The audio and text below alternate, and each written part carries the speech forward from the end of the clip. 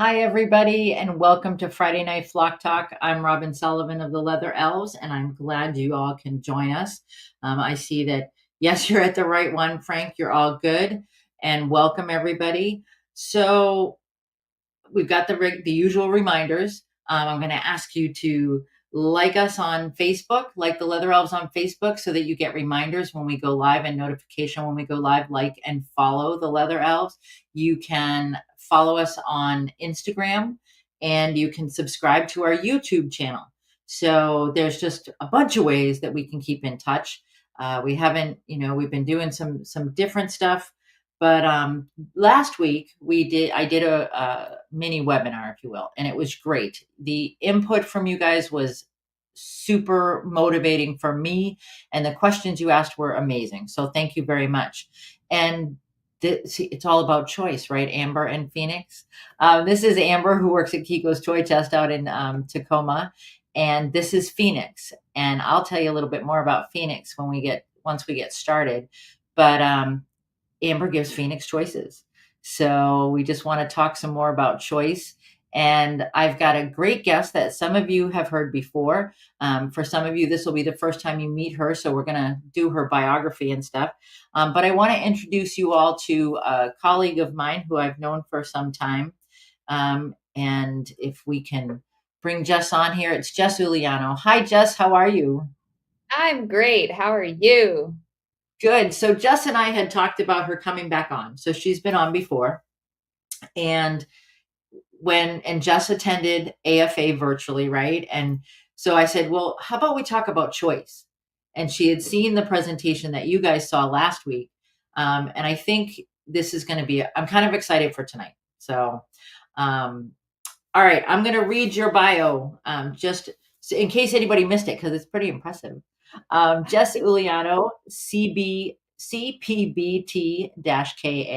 Certified Professional Bird Trainer Knowledge Assessed, has been working with animals professionally since 2008 and consulting with parrot owners since 2017. She has shaped her career through experiences at zoos, aquariums, wildlife sanctuaries, rescue organizations, and research facilities. Her goal is to help others learn how to apply positive reinforcement and build better relationships with the animals in their lives. She has a Bachelor of Science in Psychology from Florida State University and has been a professional member of International Association of Avian Trainers and Educators since 2011. So it's interesting, Jess. This isn't on what we plan to talk about, but that you have your bachelor's in psychology, and I don't know if people know my background is in human behavior, and the science is the same. Would you agree? Yeah. I totally agree. Totally agree. I think that um, well, I guess I'll tell you this.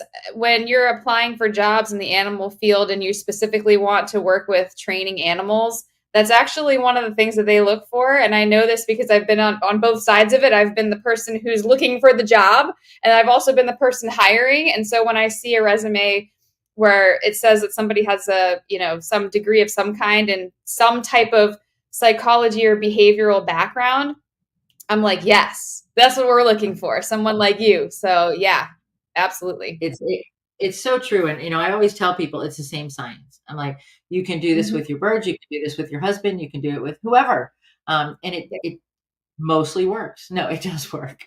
So so just I know you saw the opening there and the picture of Amber and Phoenix, and I had mentioned, Jess and I were talking before we came on, and when we talk about choice, one of the choices that I know that Amber offers Phoenix is correct me if I'm wrong, Amber, I know you're out there. Most of Phoenix's food is provided in foraging activities, which I've challenged people to do that for years. And Amber finally, picked up that challenge, and she's done it. And I think, allowing our birds to be birds, and the definition from my presentation of good animal welfare is allowing them to offer innate behaviors. And I think, that's a great example. So yay, Amber. Do we have that applause, Nick, or am I messing up with you up there? Oh, maybe not. So that's for you, Amber, you in Phoenix. And I know that Jody at Kiko's has worked with you as well on that. So nice job. All right. So Jess, let's talk choice. I think it's so important to welfare. And Jess and I both work with companion parrot owners, but we also work with people in facilities too, and who have animals that are in facilities. And welfare is such a huge issue right now. I mean, are you having people ask you questions about animal welfare? Um, yeah, I think sometimes they don't necessarily know what they're asking me is actually a welfare question, but yes, yes. And I do talk a lot with my clients who are companion parrot owners about the importance of offering, enrichment and training and choice and lots of, just options, things to say yes or no to. So yeah, it comes up a lot, definitely. I think so. So when you're talking to your clients, or when you're thinking about choice with birds, what does that mean? How would you define that? What are we can talk about choice all day long, but it's one of those terms that means a lot of different things to different people. We all, Yeah. as trainers, we talk about operationalizing things and not putting labels on. And I think sometimes choice gets kicked into that kind of innocuous place where we really don't know exactly what it is. What would you say if somebody asked you to define choice with regards to birds? So I would say, well, look at this situation, and from the bird's perspective, are there options? You have to really put yourself in the bird's perspective. And I think that that's like the best way to help someone start to see whether or not there are choices is to just like be the bird. And we used to say that a lot, even when I was working at the zoo for as long as I can remember. Sometimes when we were in tough situations or we were trying to figure out how to change behavior or make something better for an animal, regardless of species, we would actually say to ourselves, okay, well, be the animal, be the bird. So, like, take a minute and really just put yourself in that animal's perspective and look at what's presented to you. Can I choose to do more than one thing? Are the choices good? Would I want any of these choices? Are they choices I would choose for myself? Or is it like maybe a couple choices, but not very favorable choices? So I think changing the perspective and learning how to, really just look at things from a totally different perspective, I think can be really difficult for a lot of people. But when I talk to clients that can really do that, train themselves to successfully do that, then is those are the times when I feel like people really start to be able to look at these situations and make the right decisions about how they should be offering better or more choices, when they can change their perspective and see things as the bird. Yeah, no, I absolutely agree. And I think, I used to tell people years ago, if your bird is big enough and you have a big enough cage that you can get in it, do it. And it sounds crazy, but to really see, like, okay, what are they seeing? If they're in their cage most of the time, what are they seeing on a daily basis? How do you change that around? How do you offer them other things to interact with? And I think too, we are living in a kind of checkbox society where we've got, okay, I did this, okay, I did that, I did that. These are the things I'm supposed to do. I went to Jess, and Jess is my consultant, or I met with Robin and she told me to do this, and okay, I check off those boxes. And I think we don't always take that perspective change. We don't, it's like, okay, I got two toys. Well, how do you know that those are really good choices? it takes Yeah. a lot, I think, to figure that out. And I think that's absolutely right, that you've got to look at it from the bird's perspective, be the bird. No, no, no, no, no, no, no. Hmm. Oh, sorry. Okay. So sorry. It's been a long week. If with training, so both of us love training and doing that, and how to get the best results, and how to get and how to do what's best for the birds with training. So, what kind of choices do you find that you're able to offer when you're doing training? So I think when you are setting up your environment for training, I think it's really, really, really important to always allow for a bird to choose to not interact or to go away from whatever it is that you're trying to accomplish. And I know that's probably sounds really counterintuitive if you have like a training goal in mind. I would like for this bird to step up, but I need to allow a choice to either sit there on the perch and do nothing or even bail completely. And those are two really important choices that have to be part of what you allow them to do, because that is actually how you build trust. The whole idea of offering choice plays directly into how we build trust with our animals as well, and that's really a huge, like, it's an ultimate number one goal when it comes down to it. And a lot of my clients tell me that. They say, okay, well, I don't really know the ins and outs of training, I just want to have a good relationship with my bird. Well, offering choices and offering them options even to not interact with you is how your bird starts to trust that they're not going to be forced to do anything at your hands. And so that's really important. So it really just plays right into choice. Yeah, this is a good example. So this bird chose not to step up. I said, hey, that's okay. I'll just pull my hand away and I'll give you a second chance. So he chose to do it that time. Great. Offered a treat for that. So yeah, that's a good example of how, like, and this bird was a bird that was boarding with me, so I had a very minimal relationship. So this is a bird that doesn't know me very well, doesn't really have a long history of positive reinforcement, doesn't really have any reason to trust me more than maybe just a little. But Mhm. offering this bird the ability to, not step up for me at all or just stand there, and do nothing is the reason why I got to this point with this bird really quickly. So it didn't take me more than, I mean, this bird was with me for maybe a day. So I had gone in there and done maybe like just a couple of quick sessions. And this is just a cute cockatiel that one of my clients was, uh, she's, uh, she's had for a long time. And so obviously these two, uh, this interaction shows me that there is definitely some trust going on here. So that's just cute. His name's Petey.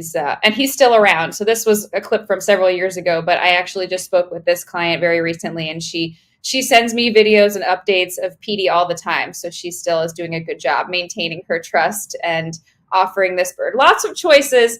A choice in this situation also too includes, the ability to walk away from even a head scratch if they want to. And obviously he doesn't want to walk away, but And I think the not to interact or not interact is really is so important, because as you said, it builds trust, and I think, we sometimes get caught up and get frustrated with, well, he just wouldn't do anything. He wouldn't interact with me. He wouldn't, and I think that's okay, because he's not flying around the room. He's not, going to the back of the cage. Maybe he's just stepping back a little bit.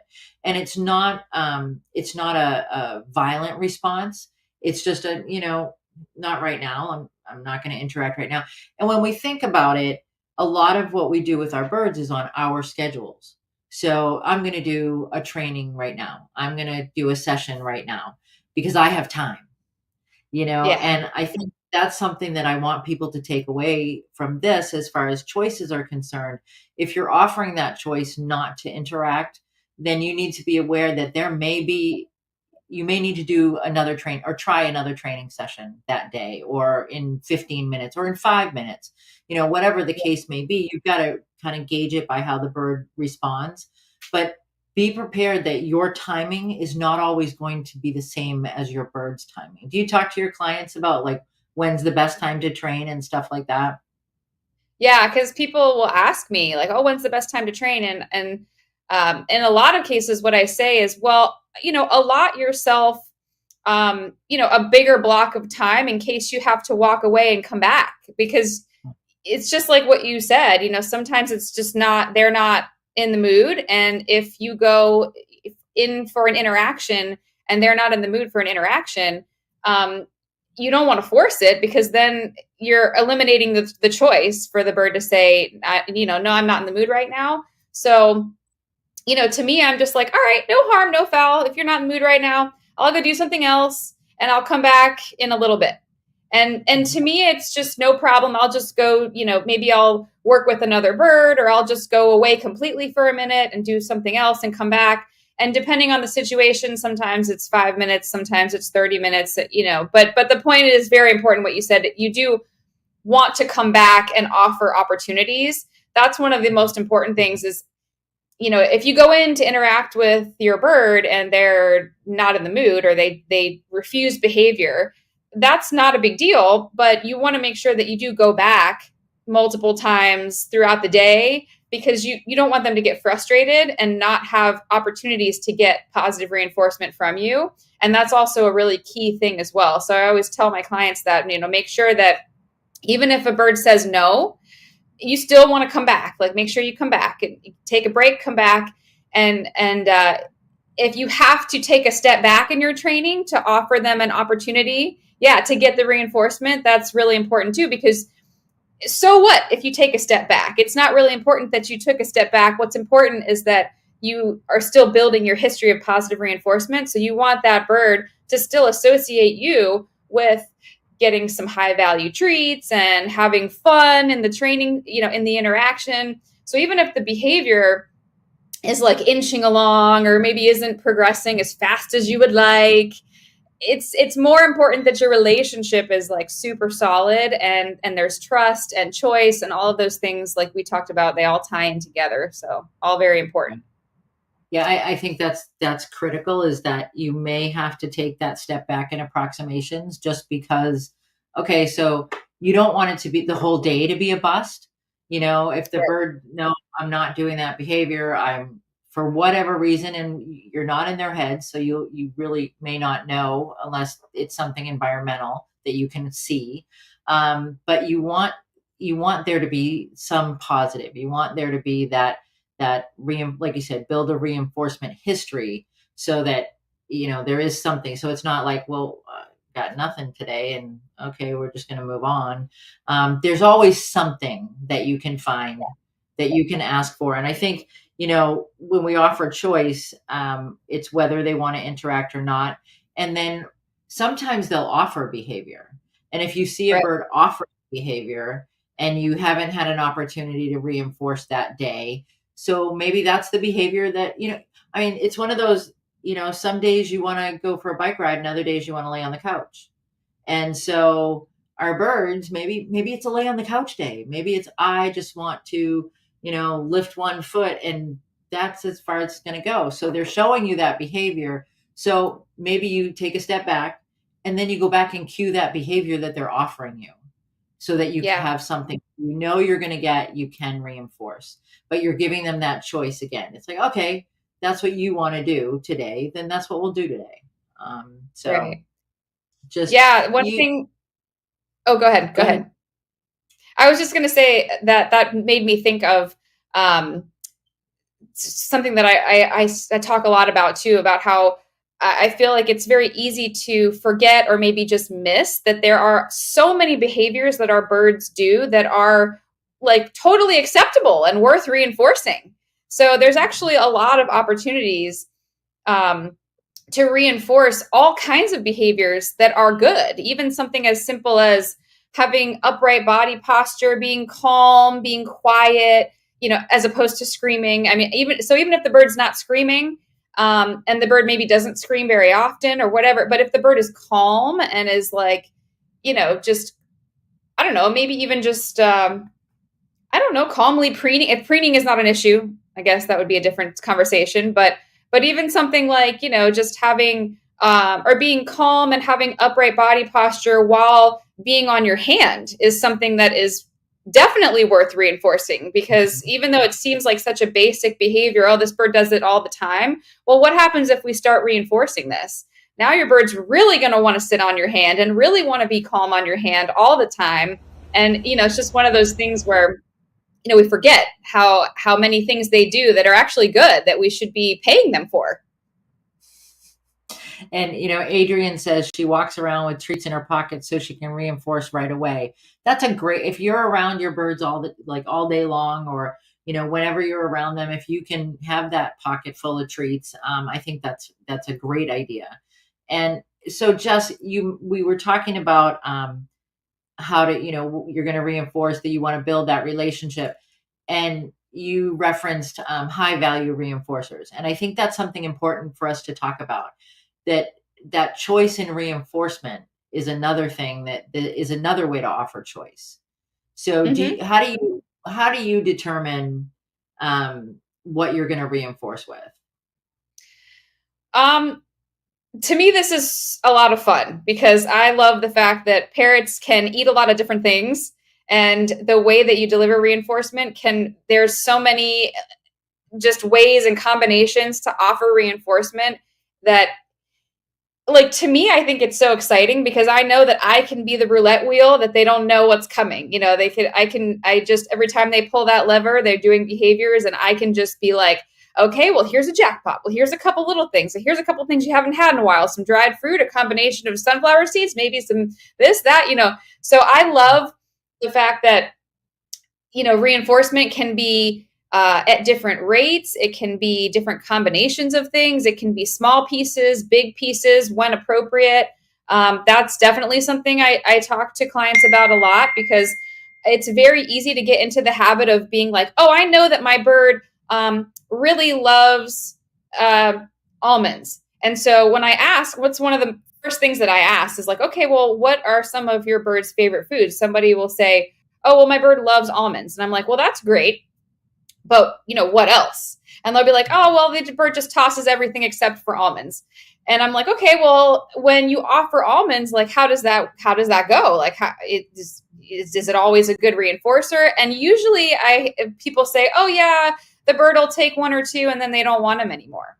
And it's not surprising to me, because what happens is if you only have one high value reinforcer that you're using for training, it's the same as, like, if someone told me, hey, Jess, I'm going to give you an M&M every time you do something that I like. And so I'd be like, okay, cool. Let me do this good thing that you like, and you give me an M&M. Yum, that's great. Let me do this good thing that you like. Oh, I get another M&M. Cool. At a certain point, I'm going to be like, yeah, I've had my fill of M&Ms. I don't really care anymore. And so then I will refuse behavior because there's really nothing in it for me. So, that's one of the important things when it comes to offering reinforcement, that it's like just always different. And there's so many ways. It's almost like offering enrichment. There's 1,000,001 ways to offer enrichment. There's 1,000,001 ways to offer reinforcement so that it suits what you're doing, but also so your birds are always, pulling the roulette, or, pulling the lever on the slot machine, so they don't know what's coming up next. And that is really, really motivating for your bird. Like, they want to know what you're about to give them. And so if you are kind of the unknown, they're going to want to interact and be so involved in that session because they can't wait to see what's coming up next. And that's also, very important, a big part of your relationship building. And it's a lot of fun too. It's fun to see birds really engage in a session and be so focused on, what do I have to do to get that treat, because they don't know what's coming. Right. And, Ray said that her U2 will work for a scratch, uses a scratch as a reinforcer, and that's great. And Pam, yep, it's inconsistent. That loves cashews, but it's inconsistent. So maybe try to change it up. Do a little observation, Pam, and see what else, if what goes first out of the bowl, what, maybe it's how you're presenting the cashews in different size pieces, and where does that worthwhile threshold, and give your bird that choice. And, to identify reinforcers, I think choice is another really important factor, because there's no way to just know automatically.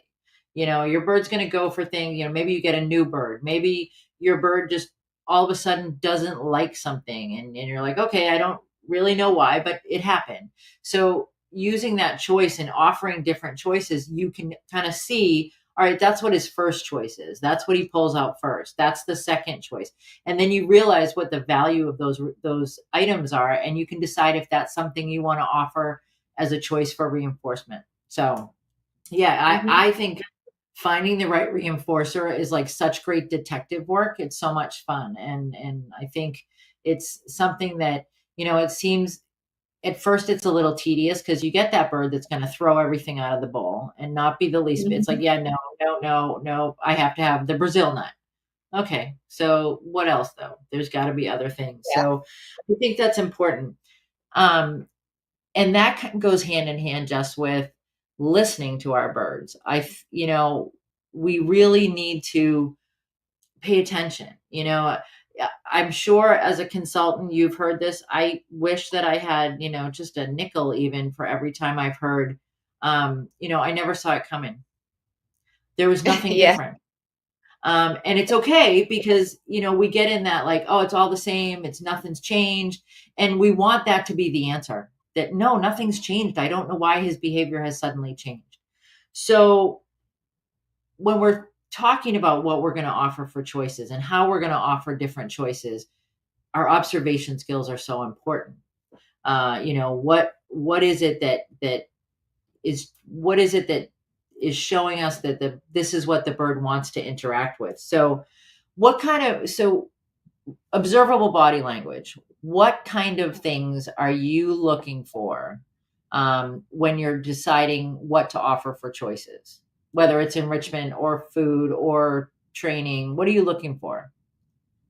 Um, I look for, well, I guess if it's something environmental, like some type of enrichment, I look for things like, I actually just acquired two new birds that are now mine. So I'm doing this right now. I have them in an aviary right now, and we're setting up their environment, and it's totally different from what they were in before. Um, I look for things like, if I put something new in the environment, do they look at it? Do they shy away from it? Do they have enough room to do both? That's important, because I want them to. It's not a bad thing to expose them to things that might sort of, make them lean away, like, what's that, or be a little bit timid about something if it's just something unfamiliar. But you just also want to offer the ability to just move away from it until their body posture goes back to like a comfortable, okay, I'm not worried about that thing anymore. And then what that tells me is, okay, I can work on some training to help desensitize and, use the positive reinforcement, and see if I can, slowly use some small approximations and reinforce like this bird getting closer to something that's unfamiliar, because then the ultimate goal would be, I would want for that bird to not be afraid, so that they could utilize that enrichment the way that they're supposed to. Um, so that would be like a way to offer choice. Yeah, this is just another example of What this is that thing? um, this Good. blue and gold macaw. I was off. This perch is not something he's ever seen, because it's Uh-huh. one that bounces and moves, and it's not stable at Uh-huh. all, which is good for your birds, by the way. It's good for them to have not stable perches. Uh-huh. It's good for them to get exercise that way. But he had never been on anything like this, and so I just was just working on little by little, getting him sort of desensitized and used to the fact that it moves. And you can see him doing the 1 foot thing. He like does 1 foot and is like, oh, that moved a little, I'm going to pull back. But again, that's a choice that he's making. He's putting a foot on the perch, it wiggles a little, and he's pulling it back. And so he's clearly communicating to me without speaking English. I'll do this, but I'm still a little nervous, so I'm not willing to go 100%. And so as a trainer, I have to listen to those details of that behavior and understand, when not to push, but when to, go take the next step, but just, little by little. So like that step, he put a more weight on his foot, which was more than the approximation prior. So I offered him, I can't really see, but probably something a little bigger, or maybe a couple pieces of whatever that was. But yeah, interpreting an animal's behavior in a way where you're kind of thinking about like, all right, well, this bird is making choices, and how can I be accurate in interpreting? Like if a bird tosses a food item, I'm just going to interpret that as, well, this bird is clearly telling me I just don't want to eat that right now. So I'm not going to go shuffling around on the floor trying to find it and then offering that bird the same treat again. No, the bird's already told me the first time, like, no, I don't want that. It's gone. Goodbye. Mm-hmm. And I tell my clients that too sometimes, because they'll be like, oh, I want to pick up all the things that they dropped and give it back to them. And I say, well, just imagine if they were in the rainforest and they were up in the trees and, they're tossing food and stuff, and some of it's going to fall to the ground. They're not going to go down to the rainforest floor and pick up every little scrap. So, to some extent too, when a bird, if you offer, even if it's something high value or something that you think is high value, and they toss it in that moment at that time, whatever the variables are, that bird just doesn't want it. And so that's a clear communication. The bird's just saying, nah, I'm good. I don't want it. And so listen, it's important to listen to that. Be like, all right, no worries. I'm not going to try to offer it to you again. Let me just offer you something different that you might like, and we'll try this instead. And I think with that video, the example of the bird with the perch, that really demonstrates that need for choice. And even within a training session, allowing choice, that it wasn't because old school was, you're going to pick up that bird, you're going to put it on the perch, and you're going to let it stand there. And unless if it's not flighted, then it doesn't have a lot of choice. It can't leave that spot. It's kind of stuck there. And it was, well, a lot of people, and I say old school, but a lot of people still adhere to, I'm going to show him who's boss, and I'm going to put this bird here, and he's going to stay there because that's where I want him to be, and I need to make him stay there. Well, good luck with that. If you enjoy your fingers and facial features and stuff, then you probably don't want to do that. But I think it's really about observing those choices, the choices they're making, and really, gentle demonstration versus force. Absolutely, Julie. Force will get you results, but it's not going to get you lasting results. And it may even send you backwards. And I think, observing those tiny choices that the birds are making, that helps us be better trainers, because then we're able to say, oh, wait a minute, I've got to take a step back, or I've got to change, maybe change what I'm asking for, or change where I am in this progression, so that that choice, and allowing that, and it's just another way to build a relationship, for lack of a better term, to offer respect, and allowing our birds to make those choices. It's not, I'm going to impose my choices on you. I'm going to make you do what I want you to do, because then you might want to just get a stuffed animal.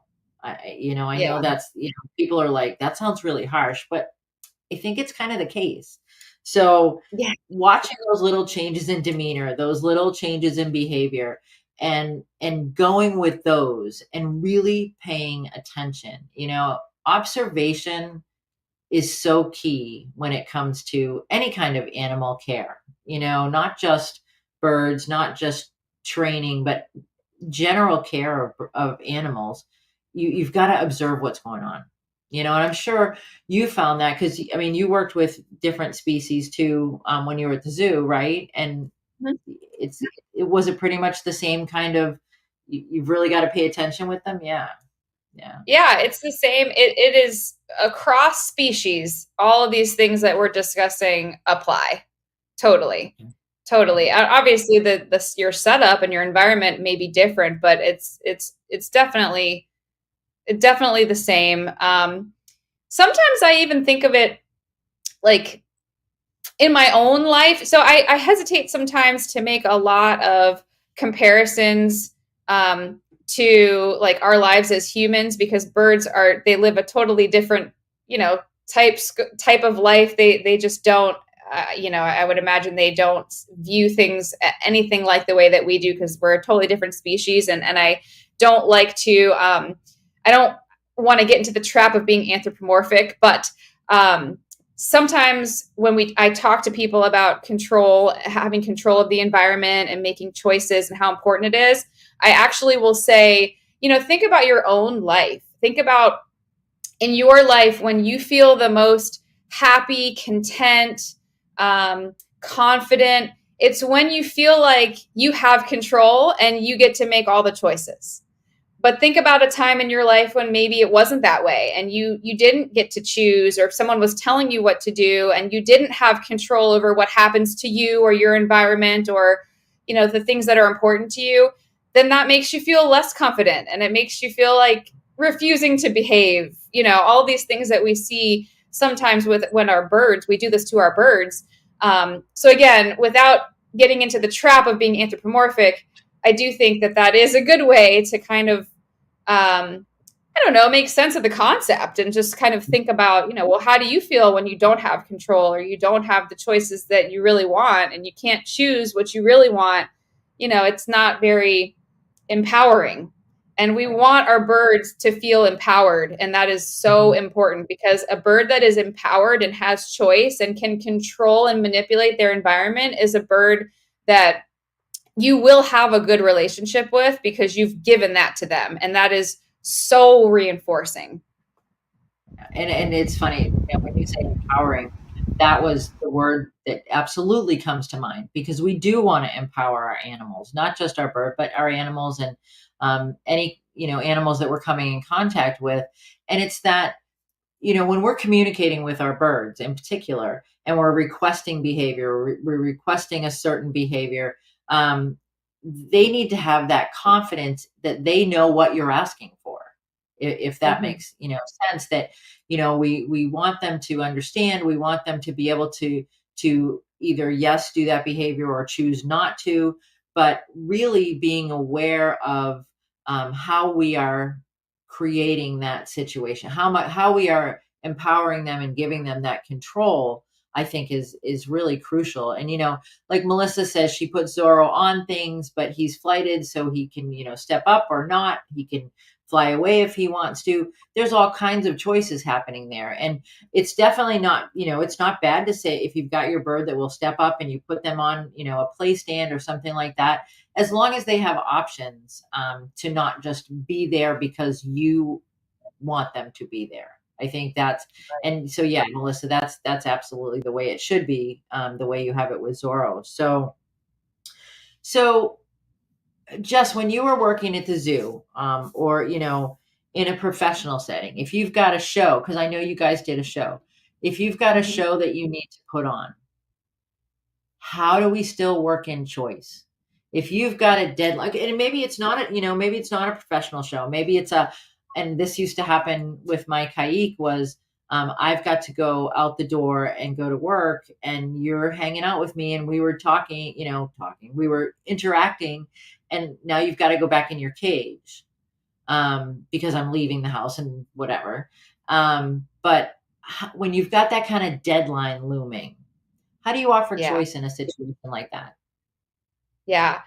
Yeah. That's a really good question. And that applies like in a home setting, like you said, like, oh, I have to go to work, so you have to go in your cage now. Or it applies in a situation like when you're in a show and it's like, well, this whole audience is watching and this bird needs to exit stage before the next bird comes out, or whatever, or if it's the macaws flying across the zoo, like there's definitely, things are timed. There's a sense of urgency when it comes to shows and presentations.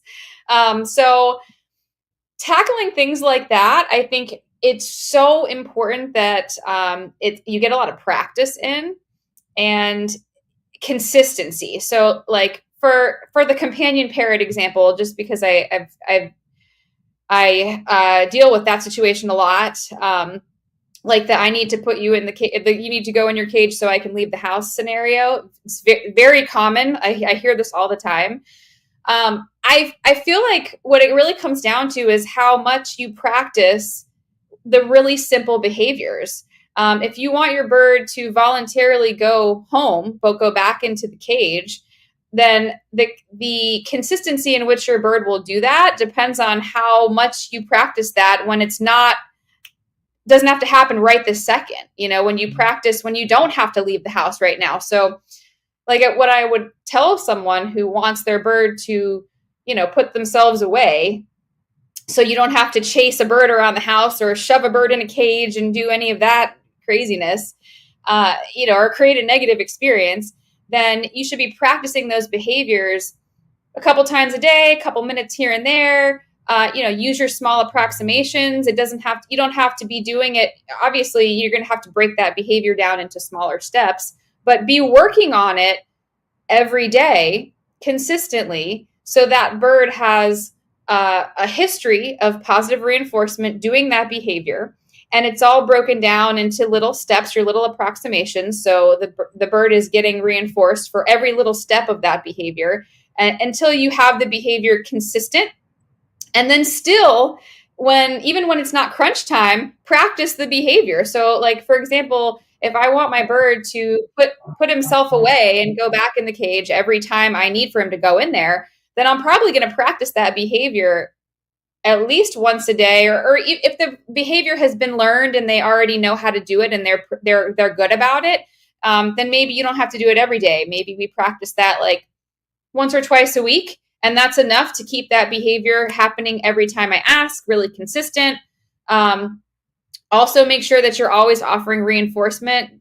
Don't use that behavior as like, oh, well, I always offer reinforcement, so I know the bird will do it. So I'll ask for the behavior, and then I won't give him anything this time. Like, you can't really get away with that. That's behavior's going to break down. Got to be honest.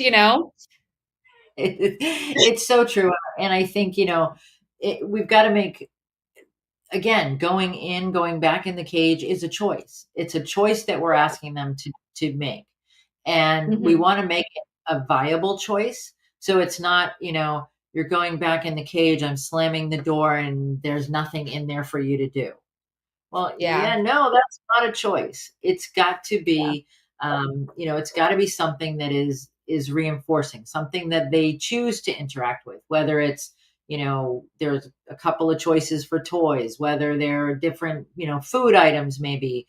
But because they still may choose not to do that, and you'll be late for work, and it happens. Been there, done that.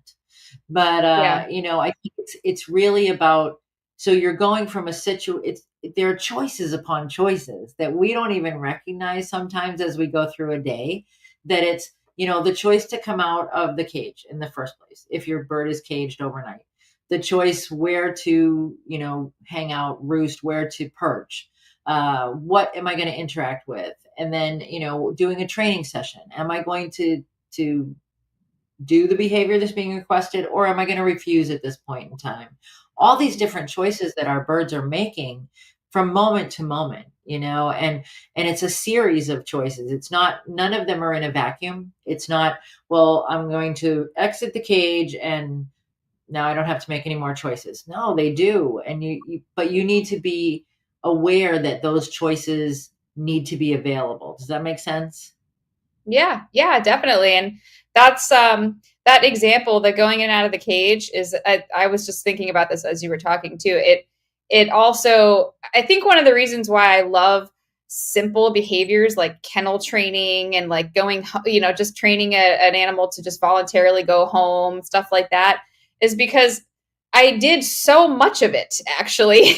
Because every time you do a program or a show, depending on how your show is structured, you have to be able to, like, the animals that you're traveling with, or like I said, even in a show situation, if you have a setup where you have like a bird that maybe does a show behavior and then flies into a kennel or something like that.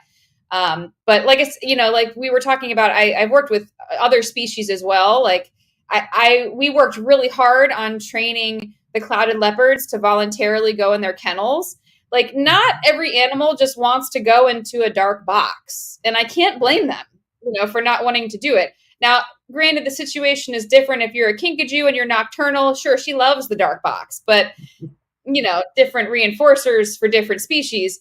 But most of the time, oh, this is a great video. This is a sped up video of a couple days of kennel training with a bird that was boarding with me. This bird would not let me touch her because I had only known this bird for like a day. So I was like, well, when this client comes to pick up her bird, I would like to be able to have this bird voluntarily go back into this kennel so I don't have to create a negative situation for this bird the next time she goes to travel and has to put this bird in a kennel. So in a matter of 3, I think maybe 4 days, I set up this bird so that she could put herself in there all on her own.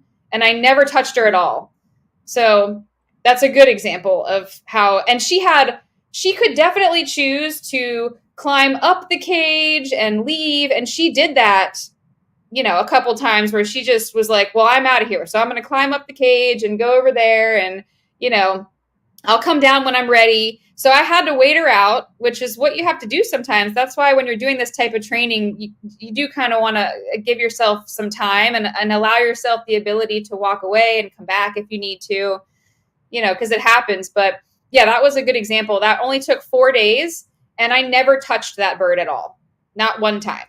Even the reinforcement, I didn't even really do a lot of hand feeding her. I did some, but I just kind of set her up so that each step she was, getting something from me. And if she took a step further, then I would add an additional reinforcement.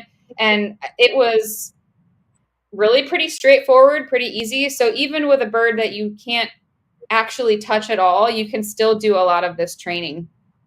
Yeah, no, that's a great example. And it's really about, there were all kinds of choices that bird had to make, am I coming down at all? Am I going into that crate? Am I going to go into the crate? Am I going to just go partially into the crate?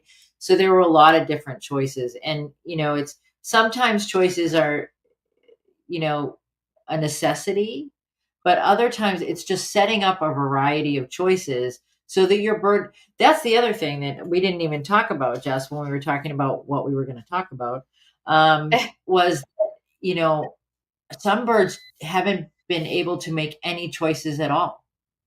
They've never had to make choices. And so you've got to teach your bird how to, that there are choices, that it's not always just here's this, here's that, because a lot of, when people are dealing with birds that have been rehomed or that are in a rescue situation, coming from a not so great situation, they may not know how to make choices at all. And that's something that we didn't even talk about, but it's something that needs to be thought of. So yeah. All right. From a consulting standpoint, I think, we've both talked to people about they need to offer choices. They need to, along with, the basic training, we're going to do target, those kind of things. We still need to figure out a way to offer choices. So a toolbox, what would you suggest to people they need to have in their toolbox for offering more choices? I think it's important to have in your toolbox, if this makes sense, that's a little abstract, but creativity and the ability to manipulate and change your environment in a lot of different ways. And I think that this is true for both training and enrichment. And I think in a training sense, it's important that when you set up your environment before, like, you kind of want to be prepared. Well, not kind of, you definitely want to be prepared before you start an interaction. And you want to set up all the variables in your environment so it favors the behavior you're looking for, right? So it's easy for the bird to do what you want it to do. You want to make it so it's like rolling out the red carpet, like, here you go. This is the behavior that I'm looking for is going to be it's right in front of you. It's going to be so easy because you want to, set it up that way so you have more opportunities to reinforce, and then you can more easily shape the behavior that you're looking for. But I would say, like, in the toolbox, just keep a creative mind about how you set up your environment, because all of those antecedents are really going to shape how your bird chooses to behave. And then what you do in response pretty much dictates, whether or not the bird's going to do that behavior again or not. But I know creativity is kind of an abstract thing to say, like in your toolbox, but I really do believe that. And for enrichment as well. I mean, obviously for enrichment, I think creativity is like so key. It's one of the most important things. But yeah, I would say that as like, if I had to choose one thing to just really like apply as, Mhm. something to help someone offer more choices for their bird. Just remember, be creative, and there's not just one way to get up to set up your environment so that a bird's going to do the behavior you're looking for. If something doesn't work, or say I'm setting up that scenario where I'm trying to get that bird to walk into the kennel and she keeps climbing up the wall, or she keeps climbing up my arm. I'm sure everybody has probably had a bird climb up their arm and try to sit on their head, things like Mhm. that.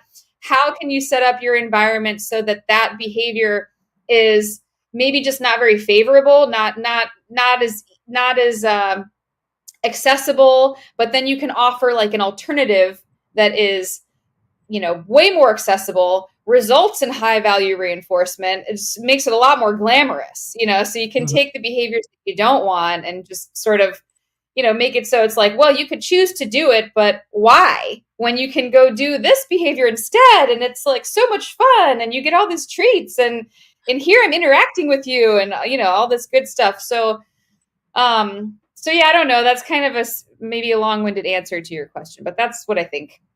No, I think that's exactly what I was looking for. And for me, it's an open mind.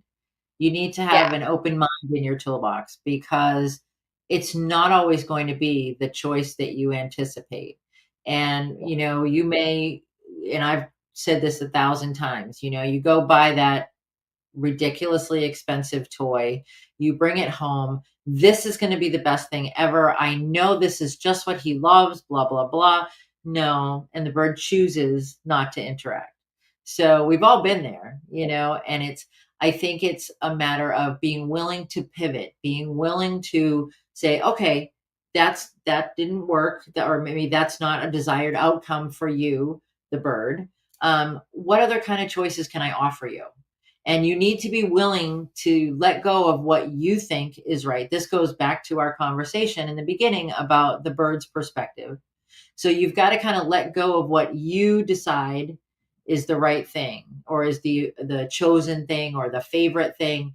You've got to kind of let go of that and really be open-minded enough to try something different, or to try to come up with some other options, because when you do that, you're truly offering choice. You're not, and it's a fine line for us to it is. not, to truly offer choice versus saying that you're offering choice. And I said in my Right. talk, you've got to take that honest look at what you're doing.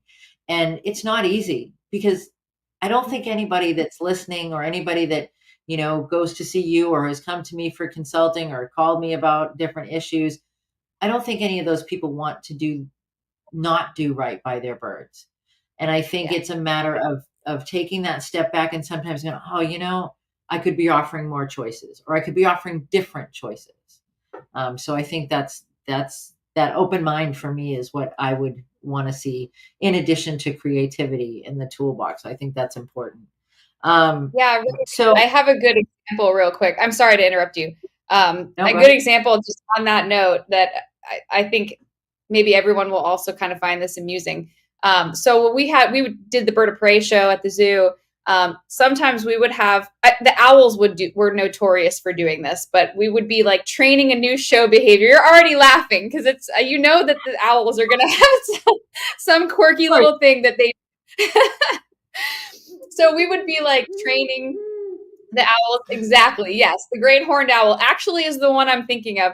So we had several great horned owls in shows, and we would occasionally just train different behaviors. We would change their show behaviors just to mix it up or whatever.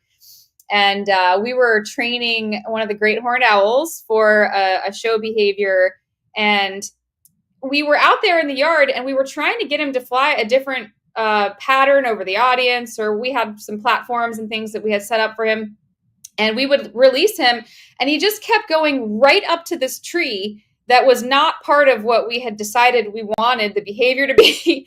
And like we had worked on it and broken it down and kind of done all the right things with all the approximations and and he would like do it like 50% of the time, but that's not really good odds for a show when you really, you need more consistency than that.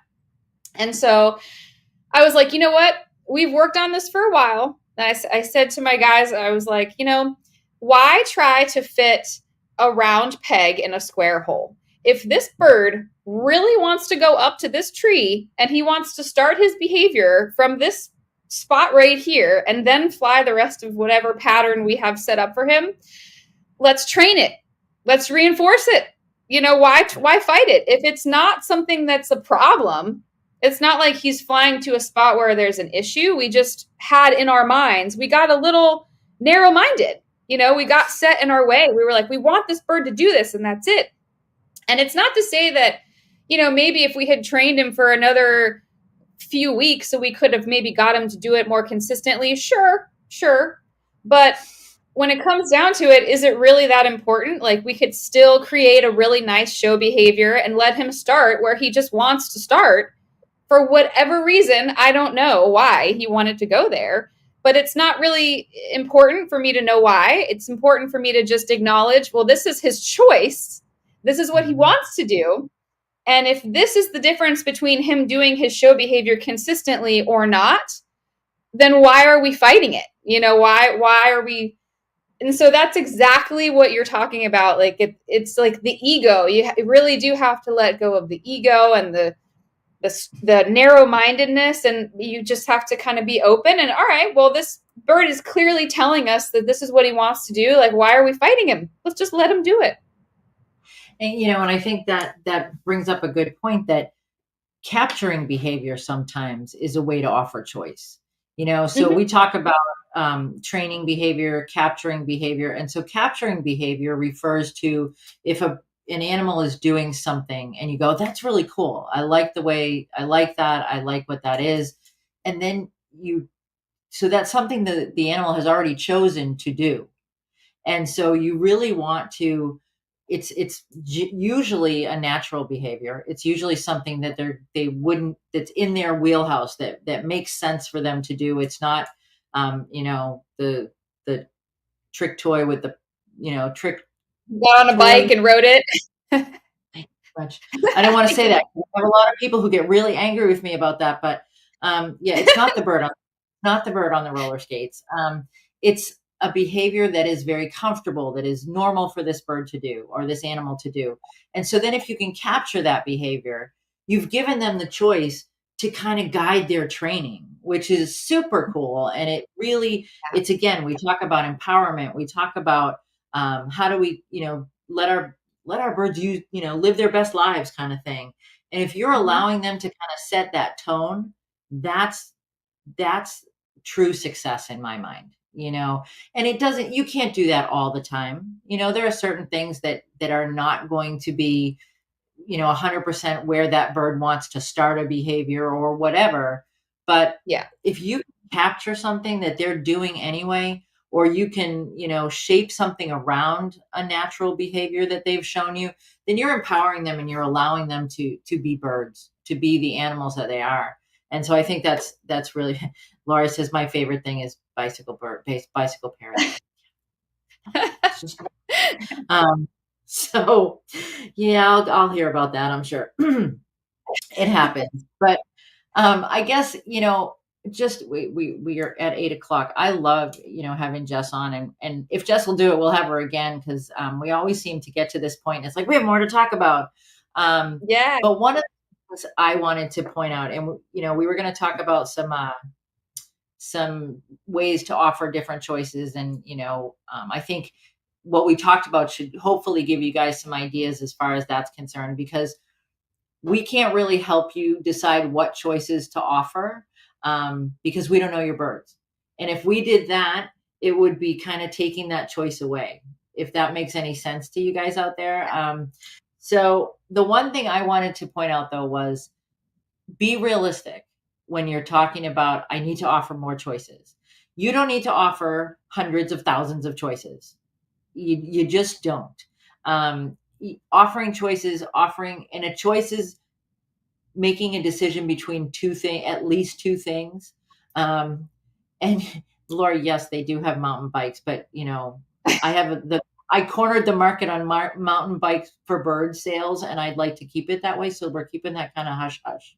Anyway, um, so be realistic when you're thinking about offering choices. It's choices lead to better relationships, lead to better welfare. So, Jess, any final words on choice?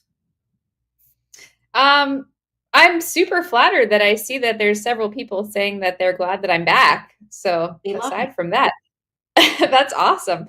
Um, yeah, I guess a final thought really would be, I don't know. I feel like I kind of just touched on it with that story about the owl. I don't know. I think that's kind of a good place to to end it. Just, don't try to fit the round peg in the square hole. Just let go a little. Um, and we've been talking about this the whole hour, but I think that's a really good takeaway. Like, just, don't put the round peg in the square hole. Like, let go, be open, let them tell you and show you, let them show you what they want to do. And then if you can use that to accomplish your training goal, then use it. Use it. And then what you have is a partnership with your animals. It's a two-way street. It's not, I tell this bird what to do and it does it, or I'm the boss. Like all those types of mentalities. And unfortunately, a lot of people, there are people out there that have that mentality when they deal with animals. But we're not the greater. We're not above them. We're not better than them. Like, the best way to just have the best relationship is to see it as a partnership. Like, it's a two-way street. You're both reading each other's behavior all the time and learning from each other. So just, be mindful of what they are teaching you, and then be extra mindful of what you're teaching them with your behavior. And I think that's a really good way to kind of, sum it up and tie it all in. Well, thank you again. I enjoy having you on, and we will have to do this again. I know your schedule's crazy, my schedule's crazy, but we'll see what we can do, and I'll let you guys know. I know that I've Yes. had more comments from people after the fact when you were on last time too. So the flock talkers love you. So thank you Thank very much. And you. again, I want to thank everybody for your comments. What keeps this going. It's what allows this to be more interactive than just us sitting here talking at you. And I can tell you, and I'm sure Jess feels the same way, it's much easier to do that than just sit and lecture. So thank you guys for your input. And we will, I asked you last week, but now I'm giving you homework again. I need some ideas for things you want to talk about, things you want to hear. And we can, we'll see if I can make those happen. But for now, thanks, Jess. And thank you guys. And I will see you all back on Friday Night Flock Talk. Take care. Bye bye. Thank